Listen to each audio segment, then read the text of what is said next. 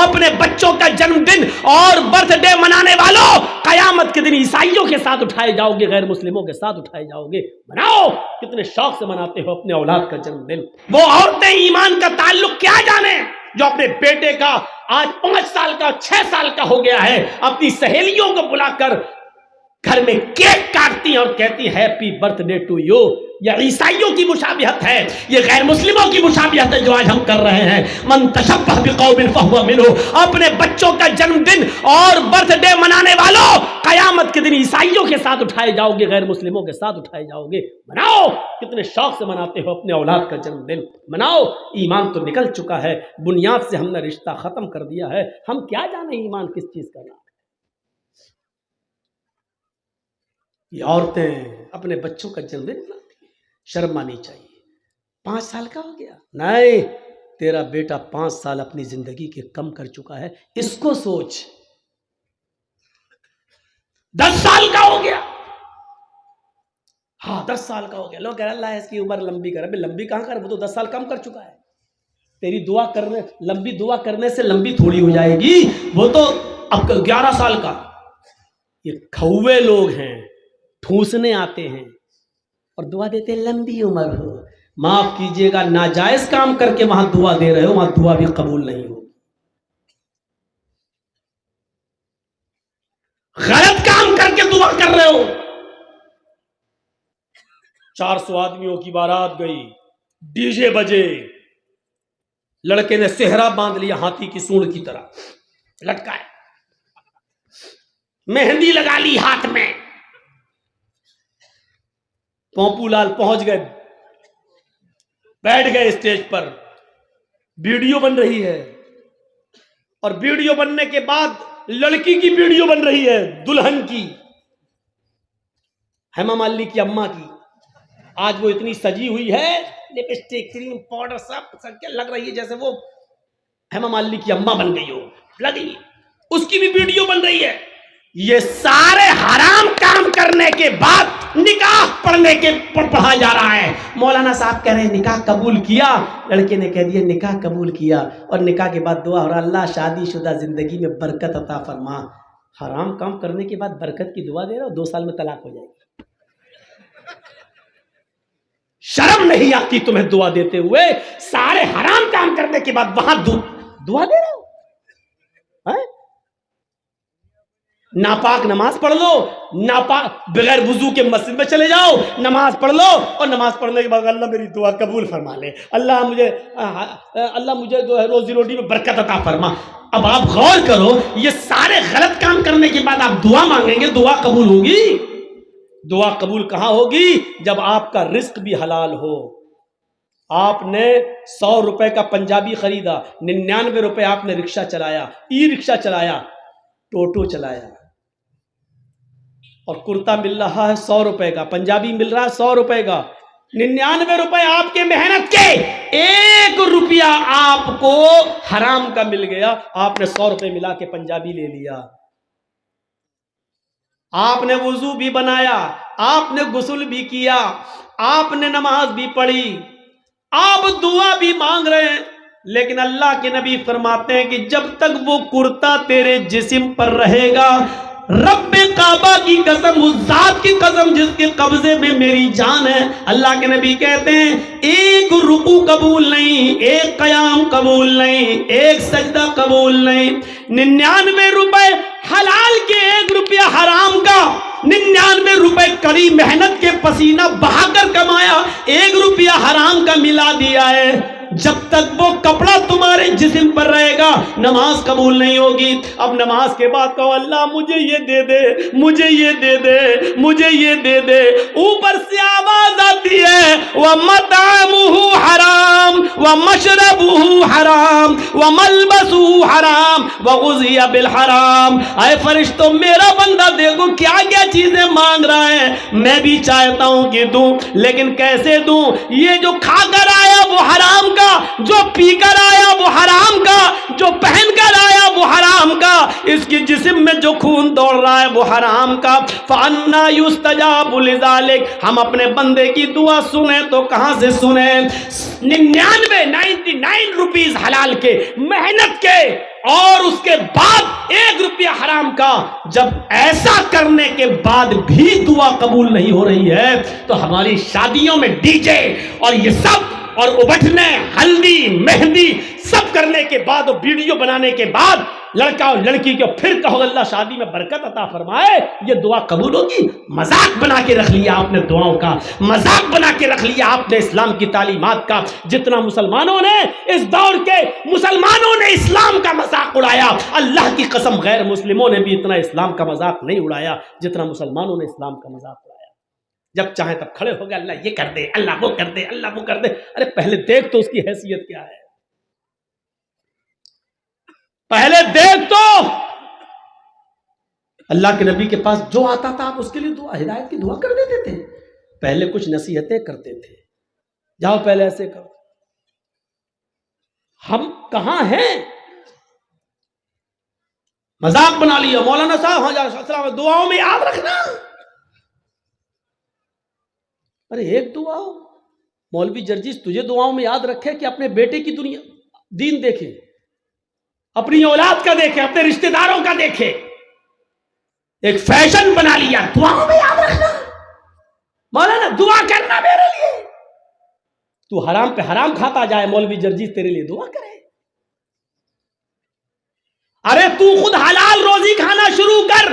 اللہ کی قسم اللہ خود کہتا ہے میرے بندے مجھ پر ویسا بھروسہ کر جیسے کرنا چاہیے, ہم تجھے ویسے روزی دیں گے جیسے چڑیاں بھوکے پیٹ گھونسلوں سے نکلتی ہیں اور شام کو جب واپس آتی ہیں تو ان کا پیٹ بھرا ہوا ہوتا ہے. سمندر میں ایک وہیل مچھلی رہتی ہے جو 40 ٹن گوشت کھاتی ہے. 40 ٹن ایک دن میں. اللہ کہتا ہم اب اس مچھلی کو بھوکا نہیں سونے دیتے. 2 روٹی کھانے والے تو کیوں پریشان ہے؟ ہم تجھے بھوکا نہیں سنائیں گے. تو کیوں اس 2 روٹی کے لیے کسی کا حق مار رہا ہے؟ تو کیوں اس 2 روٹی کے لیے کسی کے پر ظلم کر رہا ہے؟ تو کیوں اس 2 روٹی کو کمانے کے لیے ناجائز مال حاصل کر رہا ہے؟ کیوں ایسا کر رہا ہے تو؟ میرے بندے میں نے تجھے پیدا کیا ہے اس دنیا میں تو میں تیرا خیال رکھوں گا. میں تو وہ ہوں جو کالے رنگ کی کالی چونٹی جب کالے پہاڑ پہ چلتی ہے تو میں اس کو بھی رزق دیتا ہوں. سمندر کی تاریکی میں کوئی مچھلی بھوکی نہیں سونے دیتا ہوں. تو کیوں پریشان ہے؟ تو مجھ پر بھروسہ تو کر. ایمان نہیں ہمارے پاس. حضرت خولا کو دیکھو, وہ خولا بنت ثعلبہ, ان کے پتی نے ان سے ایک بار غصے میں کہہ دیا انت علیہ کزار امی, تو مجھ پر میری ماں کی طرح حرام, کیا آج کے بعد ہاتھ نہیں لگائیں گے تجھے. کیا سمجھتی ہے تو اپنے آپ کو؟ ہم لوگوں میں بھی ایسا ہو جاتا نا کبھی کبھی, بیوی بہت نخلے دکھائے, اماں بن رہی میری, کبھی غصہ ہو گئی بک, جیسے میری ماں مجھ پر حرام تو بھی حرام, بک نہیں چھوئیں گے تجھے آج کے بعد. یہ جملے بہت خطرناک ہیں. ہم بول دیتے ہیں بڑی آسانی سے لیکن بہت خطرناک ہے. خولا بنت ثعلبہ کے شوہر نے اوس ابن صامت نے جب یہ جملے کہہ دیے کہ انت علیہ کظہر امی, تو مجھ پر میری ماں کی پیٹھ کی طرح حرام ہو چکی ہے, بعد میں بڑے پچھتائے تو خولا بنت ثعلبہ کو اللہ کے نبی کے پاس بھیجا. ایمان دیکھیے, خولا بنت ثعلبہ کا اللہ کے نبی کے پاس جاتی اور کہتی ہے اللہ کے رسول میرے لیے راستہ نکالو. اللہ کے نبی نے کہا نہیں جاؤ, اب تم ان کے اوپر حرام ہو چکی ہو. ہیں حرام کیسے؟ کہا جاؤ, اب تم ان سے نہیں مل سکتی ہو. جیسے ماں کی خدمت کی جاتی ہے وہ تمہاری ویسے خدمت کریں گے. وہ بحث کرنے لگی, ضد کرنے لگی. اللہ کے نبی نے کہا اٹھو, تمہارے لیے میرے پاس کوئی راستہ نہیں ہے. اس کو گھر سے واپس کر دیا. خولا بنت ثعلبہ نبی کے گھر سے باہر نکلی نا امید, نراش, مایوس, لیکن دروازے سے نکلتی ہے. اللہ کے رسول کے دروازے سے لگا ہوا دروازہ مسجد نبوی کا ہے, مسجد نبوی کا ہے. اس نے مسجد نبوی کی چوکھٹ کو دیکھا, چوکھٹ کو دیکھتے ہی چیخ پڑی محمد, تیری چوکھٹ بند ہو گئی تو کیا ہوا, رب کی چوکھٹ تو کھلی ہے. غور کرو ایمان کی طاقت کیا ہے. ایمان کسے کہتے ہیں؟ وہ نا امید نہیں ہوئی, اے محمد صلی اللہ علیہ وسلم تیرے گھر کی چوکھٹ بند ہو گئی تو کیا ہوا, رب کی چوکھٹ تو کھلی ہے. حدیث کے الفاظ ہیں وہ عورت مسجد میں داخل ہوتی ہے. ماں بہنوں سنو, اور چوڑیاں خریدنے والی ہو سنو, اور مارکیٹوں میں لپسٹک اور کریم اور پونڈز خریدنے والی ہو سنو, یہ تمہاری جیسی ایک عورت ہے خولا بنت ثعلبہ, نبی کی چوکھٹ سے نکلتی ہے تو مسجد میں گھس جاتی ہے, وضو بناتی ہے, 2 رکعت نماز پڑھتی ہے, پھر اکیلے اپنے رب کے سامنے دونوں ہاتھ اٹھا کر یہ دعا کرتی ہے، الہ العالمین تیرے نبی کی چوکھٹ بند ہو گئی تو کیا تیری تو کھلی ہے، اللہ میرے اور میرے شوہر کے درمیان کوئی راستہ نکال، اللہ میرے اور میرے پتی کے لیے کوئی راستہ بنا دے۔ اللہ نے کہا جبریل کیا دیکھ رہے ہو، اگر میں نے اپنی بندی کے لیے راستہ نہ نکالا تو کون نکالے گا؟ جاؤ اور میرے حبیب سے، میرے نبی کے پاس قرآن کی آیتیں لے کر اور بتا دو کہ اللہ نے اس عورت کے لیے اور دنیا کے اندر قیامت تک کی تمام عورتوں کے لیے راستہ نکال دیا ہے۔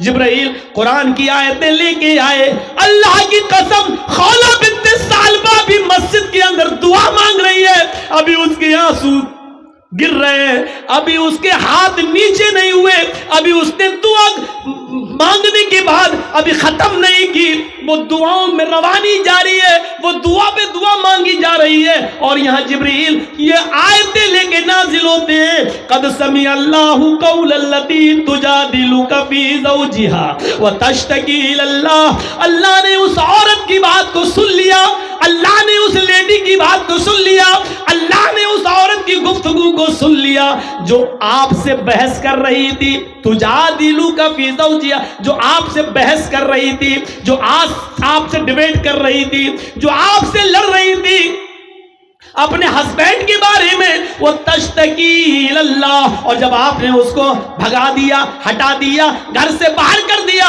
تو وہ اللہ سے بھی فریاد کر رہی، وہ تشتکی اللہ، وہ اللہ کو بھی پکار رہی، یعنی دعا کر رہی ہے۔ اللہ نے اس عورت کی بات کو سن لیا ہے، جاؤ اے نبی اس عورت کو بلاؤ، اور اس ایک عورت کے لیے میں نے قیامت تک کی ساری عورتوں کے لیے مسئلہ بدل دیا ہے۔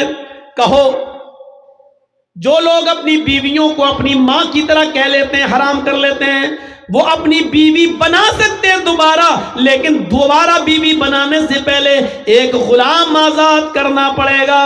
ایک غلام آزاد کرنے کی طاقت نہ ہو تو 60 روزے مسلسل پے در پہ رکھنا پڑیں گے، کنٹینیو ریگولر، اور 60 روزے بھی رکھنے کی طاقت نہ ہو تو 60 مسکینوں کو کھانا کھلانا پڑے گا، 60 فقیروں کو یہ 3 میں سے کوئی ایک کام کرنا ہوگا ترتیب سے۔ اگر غلام آزاد کرنے کی طاقت ہو تو پہلے غلام، یہ نہ ہو تو 60 روزے رکھنے کی طاقت نہ ہو تو 60 مسکینوں کو، فقیروں کو کھانا کھلائیں، اور پھر وہ تمہاری بیوی، یہ سزا کے طور پر۔ لیکن راستہ تو نکالا، پہلے تو راستہ ہی نہیں تھا لیکن بعد میں راستہ تو نکال دیا، کم سے کم سزا متعین کر کے، اور سزا اس لیے متعین کیا تاکہ ہر وقت ہر آدمی اپنی بیوی کو اپنی اماں کی طرح حرام نہ کرتا رہے اپنے اوپر، اس لیے یہ سزا متعین کر دی۔ تو میرے بھائیوں، خولہ بنت ثعلبہ کا ایمان دیکھو، نبی کی چوکھٹ سے باہر تو کہتی ہے نبی تیری چوکھٹ بند ہوئی تو کیا رب کی چوکھٹ تو کھلی ہے، یہ ایمان کی طاقت ہوتی ہے۔ یہی خولہ بنت ثعلبہ جب لاٹھی ٹیک کر چلنے لگی،